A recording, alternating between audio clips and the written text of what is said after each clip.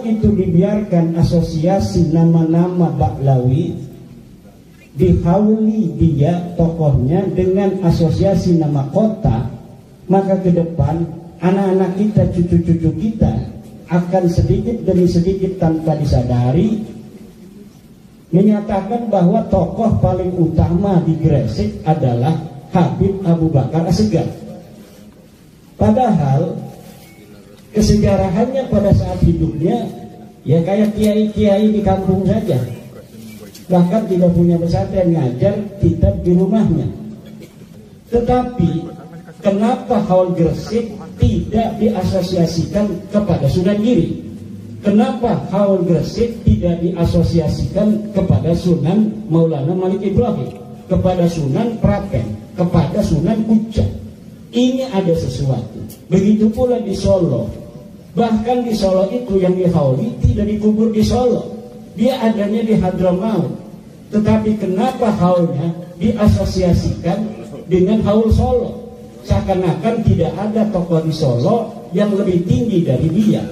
Padahal di situ ada Raja-Raja Mataram. Bahkan buyut seluruh Raja-Raja Mataram di Ageng Enis itu adanya di Solo.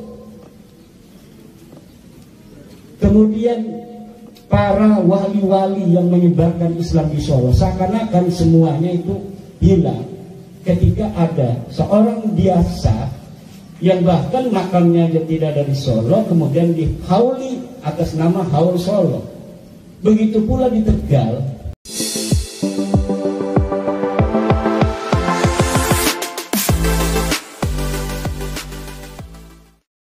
Assalamualaikum warahmatullahi ta'ala wabarakatuh.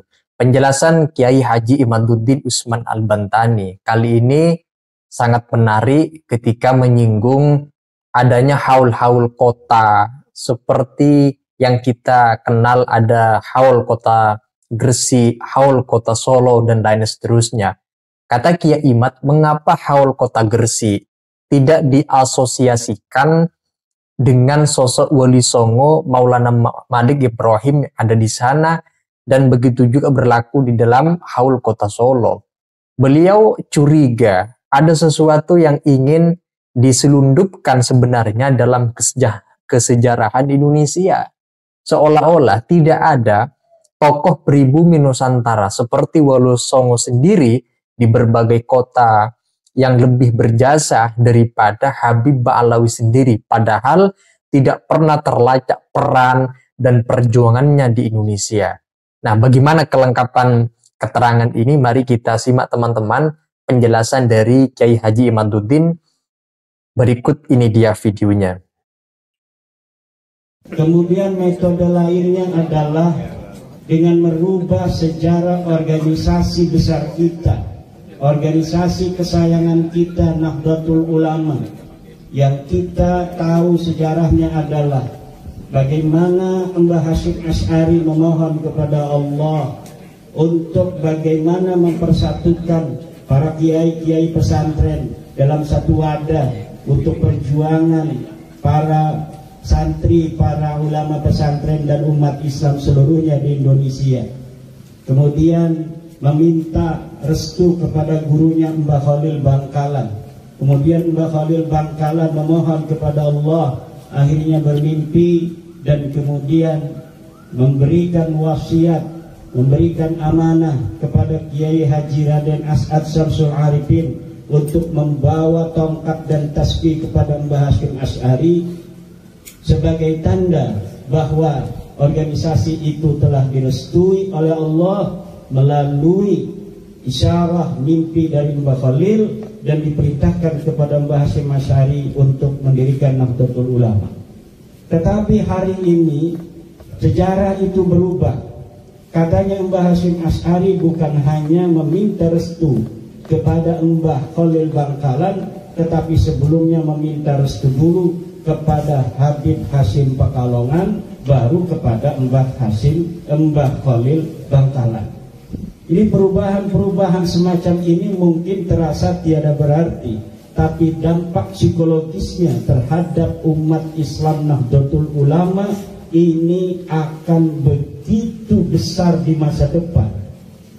di mana seakan-akan klan daripada Ba'lawi ke depan mempunyai andil di dalam pendirian Nahdlatul Ulama. Ini ada upaya hegemoni dan dominasi kesejarahan untuk merebut otoritas keagamaan, terutama di kalangan Nahdlatul Ulama. Metode-metode lainnya juga kita bisa lihat dari adanya haul-haul tokoh-tokoh Ba'alawi yang dinamakan, diatasnamakan, diasosiasikan dengan nama-nama kota, seperti haul Gresik dari tokoh Habib Abu Bakar As-Sigaf, katanya wali kutub, katanya dia orang yang paling berperan. Ini secara ilmu psikologi, ini adalah upaya membentuk informasi di alam bawah sadar publik bahwa tokoh Gresik yang paling utama, sehingga haulnya saja diasosiasikan dengan haul kota Gresik, adalah Habib Abu Bakar.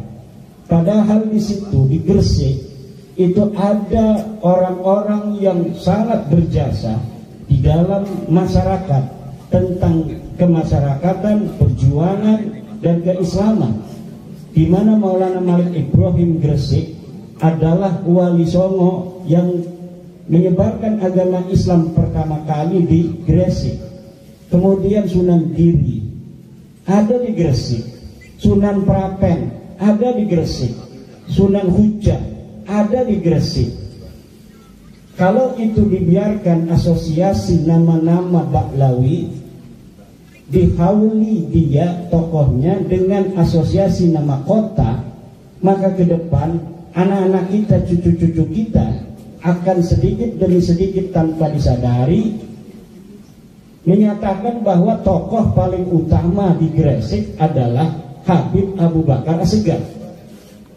Padahal kesejarahannya pada saat hidupnya ya kayak kiai-kiai di kampung saja, bahkan tidak punya pesantren, ngajar kitab di rumahnya, ngajar kitab Ihya katanya di rumahnya, begitu-begitu aja. Tetapi kalau Sunan Giri, Sunan Prapen, dia bukan hanya sebagai seorang ulama, tapi juga dia sebagai seorang umaro, seorang penguasa. Dia membangun daerah Gresik untuk menjadi seperti itu sampai saat ini.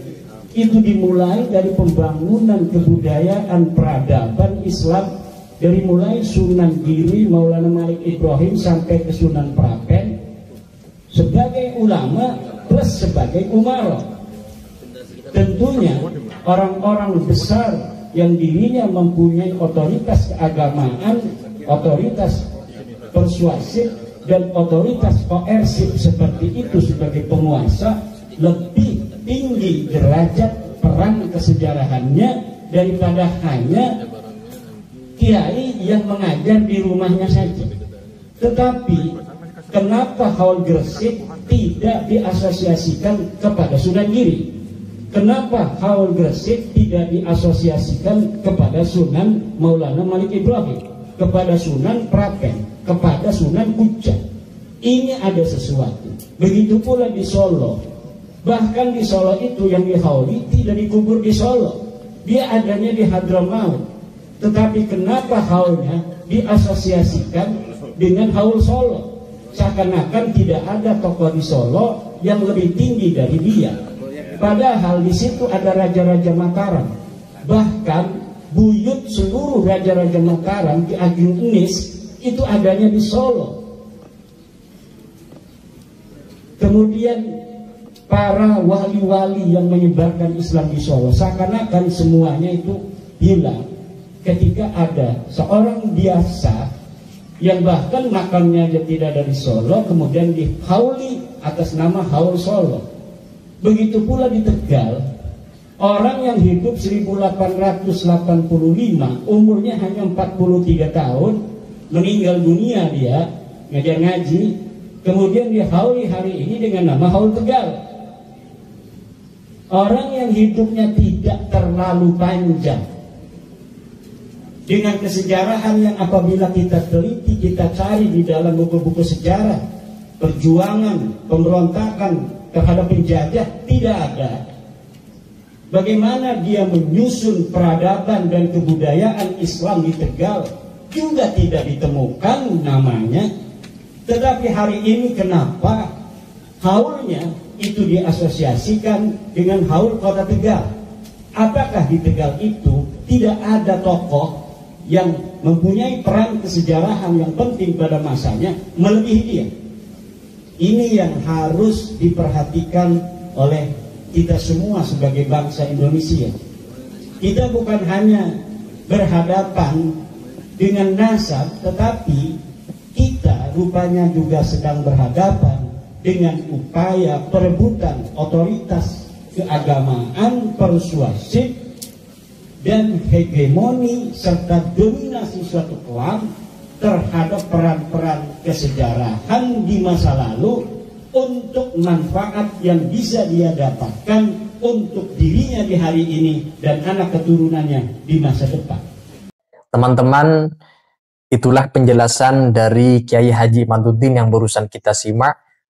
Menurut saya ini sangat penting, perlu sekali direnungi oleh kita semua. Karena saya yakin tidaklah kita menginginkan peran, jasa, dan perjuangan ulama-ulama Nusantara, khususnya Wali Songo, sejarahnya dibelokkan dan membuat gerakan sublimatif dengan mensangkut pautkan oknum kalangan tertentu dengan tujuan agar dapat menggeser kesejarahan perjuangan ulama Nusantara dari panggung daerah atau kota seluruh Indonesia.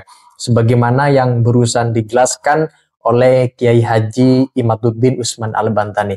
Teman-teman, itu saja yang dapat saya sampaikan. Kalau ada yang sampaikan, silakan teman-teman tulis di kolom komentar menyangkut video yang kita simak bareng-bareng. Sekian dari saya. Wassalamualaikum warahmatullahi wabarakatuh.